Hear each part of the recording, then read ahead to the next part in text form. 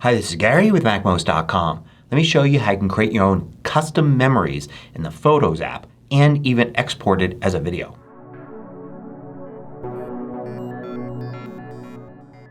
MACMOST is brought to you thanks to a great group of more than 1,000 supporters.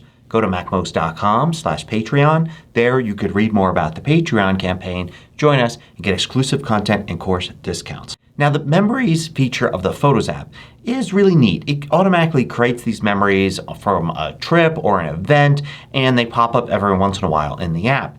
But I often get the question, how can you create your own custom ones? In other words, force it to have a memory based on a set of photos. It doesn't seem like you can do this, but there is a way. First thing you need to do is in Photos you need to create an album. So you can create a memory from an album, but not just from a group of photos. So for instance here I'm going to select a bunch of photos and I'm going to then go and create a new album from that selection by using File and then New Album with Selection. It'll create the new album there and I'm going to name it. Now that I have an album I can create a memory from it.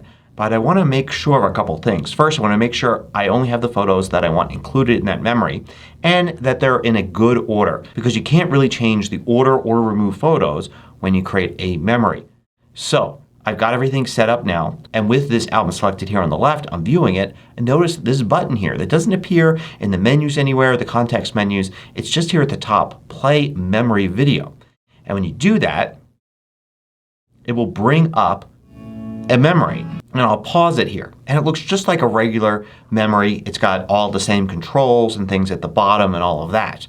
But what it's actually done, it's actually created this memory. So if I go back here now and I look in Memories, you could see it actually created it there. So it's saved and I can go back in it and I could go now and view it. I can look at all the photos that are in it. I have controls here where I could change the look of the memory. So I'll change it to something like that. I can also go and change the music and there's a ton of different options. And this is the kind of simple interface for creating this memory slideshow. It's not always what everyone's looking for because you don't have too much control over memory. The idea is it's simple. It's just a bunch of photos. It's going to show it in a nice slideshow with music and that's it.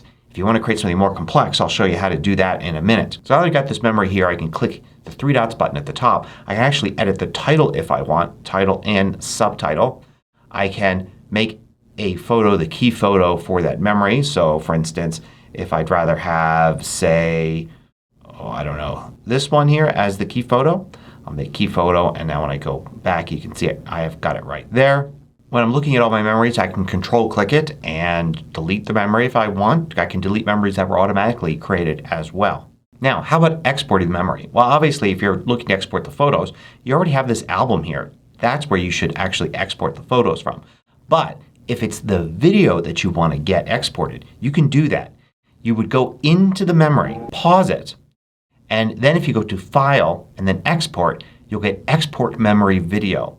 So you only see this. This is only active when you're actually in the memory. It doesn't work if you just have the memory selected. So you select the Export function there.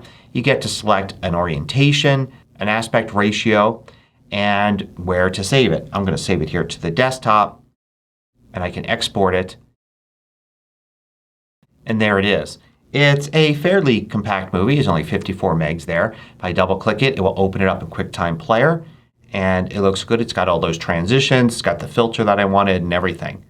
So a really quick slideshow. And now of course I can actually bring that into something else. Like I could bring it into iMovie for instance and maybe add it on to a movie I'm already creating there. Now what if you want more customization? You really want to be able to put the slides in any order you want, remove slides, add slides, change transitions, add text and all of that.